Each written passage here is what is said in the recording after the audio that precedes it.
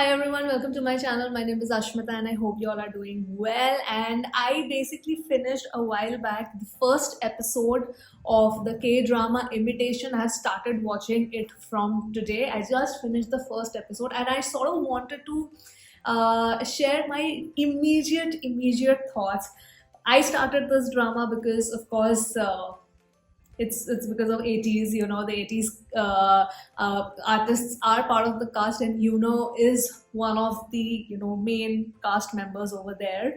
And also because the plot was very interesting. It's about the K-pop world. This is a K-pop channel, so I thought it makes sense to sort of share my immediate thoughts after watching the first episode. I think there are 6 episodes that are out already. I will, if you want me to do like an episode by episode breakdown, I would love to do that. And yes, Goblin review is coming soon. I'm sorry, I couldn't, like, I had to write my notes down for the review. And for this, I thought, let me just, whatever thoughts are in my mind, let me just, switch on the camera and share it with you guys. So, starting with the plot, I find it really interesting. It's very difficult to judge a series based off of just first episode. But what my sense was that I really like the plot. I am anyways interested in K-pop. Somebody who has an interest in K-pop will get immediately hooked to the series because we want to know. This is a very mysterious, not really mysterious, but it's a very interesting industry which has a lot of plus sides, but it has a lot of negative aspects as well. What I liked was that they didn't try to hide the negativity, though the only downside I saw in the first episode was that they sort of tried to show it like the bad characters were made too villainy. Like, for example, the CEO of Nog Entertainment. I mean, he's downright evil. I'm guessing probably moving forward, I mean, still you have to give the benefit of doubt to the series because just the first episode. Then moving forward, we'll probably find out why the CEO of Nog is so evilish. Or if he's just plain evil without any character development, that wouldn't be really right to show because, I mean, already you are showing Nog as a big company, and the CEO is so rude and so ruthless. Basically, I mean, I would love to see more character development from this particular character in the future. Let's talk about the plot of the lead, which is I've just opened the cast over here. Jisoo, she's the main lead who plays the character of Lee Maha. When the series started, I thought, okay, her acting is maybe a little off because there is a scene where she goes to the rooftop where they say that, okay, you move on to the smaller company as part of Omega 3. So, I mean, she goes to the rooftop and she cries, and like is standing behind and staring at her.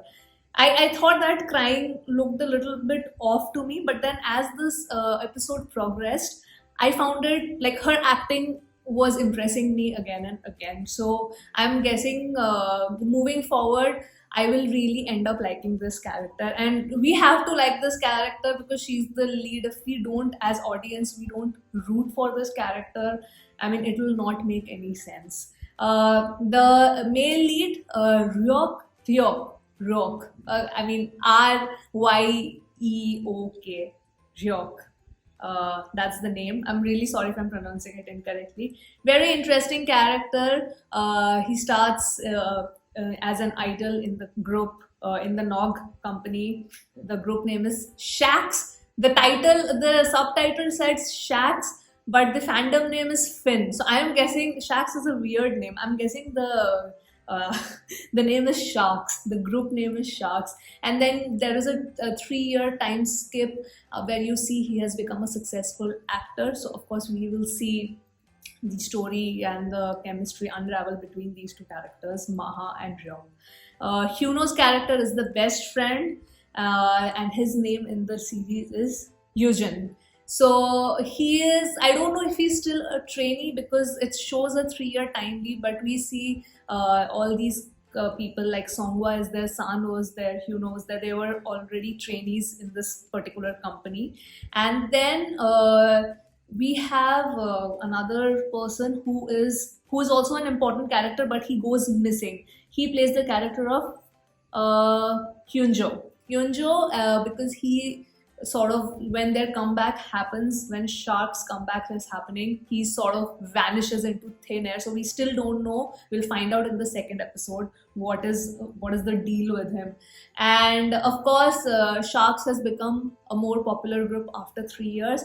Plus, Ryuk is also an actor along with a K-pop idol. So this is where the story is at. We see that Maha and Ryuk, they sort of meet at the end of the first episode, and they definitely have an history because we see that they were, I think, in the epilogue sort of thing, we see that they were in the same school. So I will watch the second episode and we'll find out more.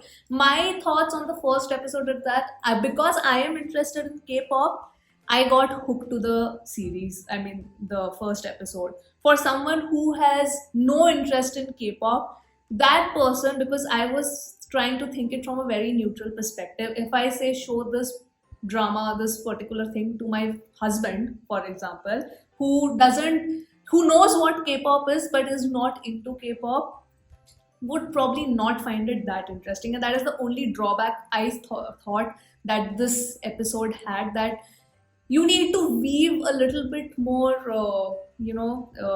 crisp in the writing. Like, you need to weave the storyline a little bit more better. It looked a little bit more childish to me, but because I love K-pop, I'm willing to give that a pass. And this is just my thoughts after seeing the first episode. We'll see how the episode progresses. But say if I show it to someone who likes to watch dramas but who is not a K-pop fan, I don't know if that person is going to really get invested into it or not. But I felt invested in Maha's character. I want to know, and I really hope that they don't make Ryuk like a typical, cold-hearted, brutish sort of person who has a very difficult background. I mean, that'll be very obvious, guys. That'll be very obvious. Another thing that I really liked was how it was shown. I mean, they didn't shy this thing to show that, they practice, the idols train for so many years. They have showed the suicide angle also with Annie. There was too much going on. I felt that there were certain consistency issues in terms of the editing of the first episode, because there was too much going on, and the flow of the scenes in between, I was getting a little confused. So I had to go back and watch it again to really understand, okay, this is what is happening and this is where we are at. So I felt the edit is a little like it could be better. That's just my opinion as a viewer. So I want to know if you're watching Imitation and this was just my review immediate. I have just finished it like 15-20 minutes back only.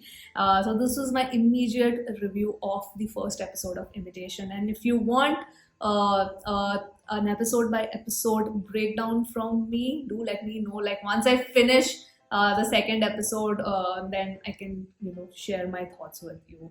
And I thought it'll be an interesting thing to do because this is related to K-pop. And I definitely want to know, what are your thoughts? Did you find it okay, a little bit over exaggerated, maybe a little unrealistic, realistic? Do share in your opinion, guys. And yeah, just seeing the 80s members act make me so happy. Definitely, as Eugene is going to have, like, I don't know, he's the supporting best friend who's gonna fall in love with Maha. And I mean, that's what I feel, that this is the direction probably Yuno's character is going to take. Let's see. So yeah, guys, that's it from me, for the short review of Imitation episode 1, and I'll see you soon on my next video. Bye bye.